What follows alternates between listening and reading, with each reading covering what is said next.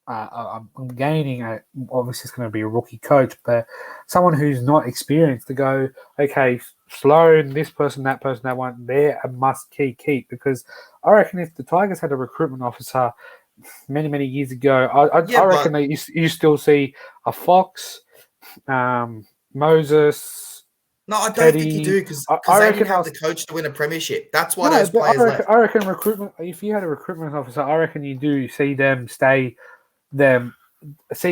longer in a Tigers jersey than. But the Raiders have a recruitment officer. Jack Wyden's leaving because he wants to win a premiership. So it's the same scenario. But that's a bit different. That's the player. It's not different. It's the same scenario. Yeah, but they threw money at him. Why did Tedesco leave? Why did Tedesco leave? Because he wanted to win a premiership. Why did Fox leave? He wanted to win a premiership. Didn't have a recruitment officer to say no. But why did Pappy leave? He wanted to win a premiership. Why did everyone leave that club? He didn't leave because of that. He just at the time. No, but he wanted to win a premiership. Even he said this is Ryan Pappenhausen. Even he's come out and said at the time he didn't think he was a footballer, a first grade footballer. Storm came knocking to improve here, and he said, "Well, if the Storm come in and knocking to, you see the likes of the guys that go down there and become better players, and we've seen it time and time again under Craig Bellamy." He thought, "Yeah, why not?" And now he's cracked into it because when he went down, but when he went down there, he had Jerome Hughes in a fullback role. He had Scotty Drinkwater in a fullback role. At the time, he had Billy Slater in a fullback role. I think Cameron Munster was moved out of a fullback role. So there's 4 players at the time he had to compete with, and he come up trumped. But what I'm saying is I think the Dragons need a recruitment officer in to just go, okay, we want to after 24, right? After 24, they go 5 players we want to keep. They're a must keep. Do what the rest of the squad, but we are not letting those 5 players go. Let me ask you a question. They keep Griffin. Let's say they keep Griffin. Does a recruitment officer fix this problem? This problem? Yeah, because his plan was to play money. His plan was to money ball. That's not his plan. That was his. No one wanted to go there. No one wanted to go to the Dragons. But not just because you don't want to go doesn't mean you're going to not go if they're going to pay you. But look, he tried the money ball plan, which was get some experienced players in on cheap contracts that they didn't have to pay for because they had limited cap space, and they tried it. It sort of worked for a while, and then it sort of up and down, and then obviously went down. But like as you said, after 24, they got 8 players. Was that 8 players they got signed after 2024? 8 players and a mutual option. Find out who you really want to keep, whether that's Sloan, the 2 brothers, Jack Bird, whoever it is. Find out where I'll give it to you, Max, quite quickly. I'll give it to you who's still on contract in 2025 and just give me a yes or no if you'd keep him. So the first one, Jaden Sullivan. Keep. Zach Lomax. Keep. Well, he's staying around for a bit longer, but Jacob Little. I keep. Blake Laurie. I keep. Ben Hunt, final season. I don't extend. I'll let it run it out. Viliami Fafita. He's 50-50 at the moment. And the 2 Couchman brothers. Again, 50-50 at the moment, just because the way the team's rolling and the way they play, the player performance isn't the best. It's pretty crazy that Ryan Couchman is one of the 8 players that has a contract in 2025, and he actually isn't part of the contracted team at the moment. So yeah, that's a bit crazy moving forward. That's why I say recruitment officer going forward, someone with more experience. I don't think it helps them. Players. Someone just to sit down and go, right, this is what we need to do. We need to keep. Okay, so if a Dragons recruitment officer comes to you and says, "This is what we're doing. This is what I want." No, what we're doing. This is the players that we should keep. Yeah, but what's that? How's that going to help the team play? How's that going to help these guys sign if you have a recruitment officer? Everyone knows that the Dragons need to keep Sloan. They need to keep Damone. Everybody knows that. You see that. I see that. Griffin sees that. But without a recruitment officer, just sit down there and go, no, stay here. We're building something. Someone to talk to him from a board position. Again, outside the coaching staff. Outside the coaching staff. What are you going to do if you're a Moan? You're a Moan right now. You're a fullback that's playing absolutely brilliant. The Dragons go, we're building It something depends. It stay for 2 depends more on. years. Hang on. But then the Rabbitohs, for example, or Melbourne turn around and go, no, we want you to come here. Fuck, I know where I'm going. I don't care what the recruitment officer's saying. It's a bit different because right now you got to be honest. What are you going to do if a big club comes after you or the Dragons come after you? It depends. Okay? You're only moving for 3 reasons. You're only moving. Hold on. More money. You were all in Jack Wyden moving for a premiership. So if you're moving for a premiership team, who are you going to go to? Dragons or a premiership team? This is a bit different at the end of a year. Sloan has it's more not different. Because you're only really moving for 3 reasons. You're moving for more money, more playing time, or closer to home. It's really, for the NRL's sake, moving for rings. Let's say Tedesco retires tomorrow and the Roosters want Sloan. Where does he go? Dragons or Roosters? Of course, that's a bit different because at the moment you go through the team. You go through the list, right? You go through the list of teams right now. We'll just go quickly through the Vita. Broncos, they've got Reece Walsh. I'm not going to beat him at the moment. I put Reece over him. Sharks have got Will Kennedy. Kennedy over Sloan. He's a future player if Kennedy doesn't re-sign. Oh, I think they re-sign him. I think from a Sharks point of view, they re-sign him. Rabbit's got Latrell. Storm got Meaney. Roosters got Teddy. Seagulls, maybe, depending on if Turbo could go. I know where I'm going. But yeah, they might say you're playing centre for a year before you move a fullback. Mate, that's a possibility. Man has got Edwards. You can't move him. Warriors got Charles. They just signed. Dolphins, they've got Hammer, who's playing terrifically. Titans have got 2 fullbacks at the moment, so you can't really sign there. Raiders, possibility. Eels, maybe they're looking to move Guffer around if they can bring in a big game changer. Bulldogs, they've got Stephen Crichton coming their way. Knights, but Bulldogs, you can play Stephen Crichton in the centres, so that's another option. Yeah, but I don't think that they're going to. I don't think that they are going to play him in centres. You don't know. You sign a superstar at fullback, they'll do what they have to do to survive. That's just my opinion. I don't think they play him in centre. I think they play him at fullback. Knights have got Lachlan Miller. Dragons are obviously the team that I'm at. Cowboys have got Scotty Drinkwater, and Tigers, well, I'm not playing for Spoon. So really, there's about. What do you mean you're not playing for the Spoon? You're the Dragons. You're pretty much battling the Tigers for a Spoon. Right now, they sit 2 positions higher. So, how many points are they on? The Dragons are on 8 points. No, that's played. Points. Sorry, here we go. They're on 6 points and Tigers on 4. But okay, so if the Tigers beat them this weekend, are you going to go play for the Tigers? No, they're not going to play for them. They're not. Is that how it's going to work? It's not going to win this week. Because even if the Dragons do lose to the West Tigers, my team drops into last place. So let's not even touch that. But as I said, there's only a few teams. Jesus, you guys could be last after this week. Holy shit! Yeah, just our for and against isn't the best, especially. On the benefit though, you still have a bye coming your way, so that's probably. We got 2 in. Well, I think I got 2 in 6 weeks. No, but I mean to catch up to the Dragons and West Tigers, you still have at least 1 bye, so you could pretty much put you guys on 8 points. Yeah, but as I'm saying, we got 2 in 6 weeks, 2 buys, so there's an extra 4. I think you get 1 for the buy for State of Origin. I'm not too sure. Just saying, you're $91 to win the chip if you want to get on that. $1. $1 good.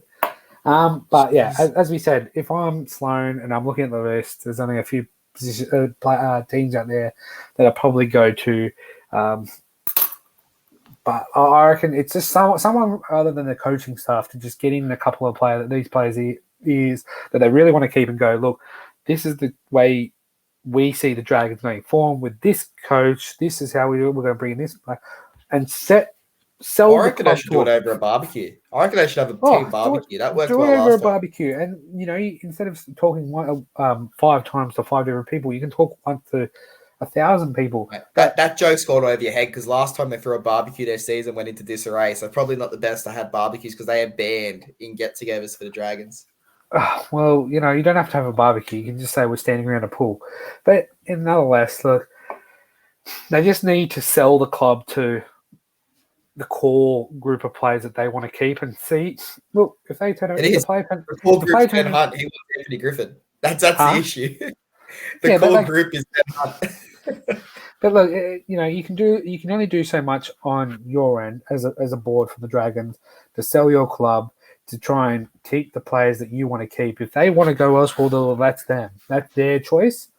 You can only do so much on your end and how to improve the club. But I agree in a part that they need to, even if they say from from start of round of 2024, this is our new coach, so that they've got a future forming in front of them instead of nothing staring into the total bliss. I think, and we will wrap this up quite quickly. I think the issue being, if you were to sign a coach right now, there's not many coaches that aren't on the market. So if you were to say, this is our coach from 2024, and let's say it's Jason Riles, he's not going to have the time to go out and actively recruit because he's still signed to another team. So that contract isn't going to allow him to go and start signing players. Maybe, as I said, maybe it's Des Hasler, who doesn't have any ties to any club at the moment, who can then...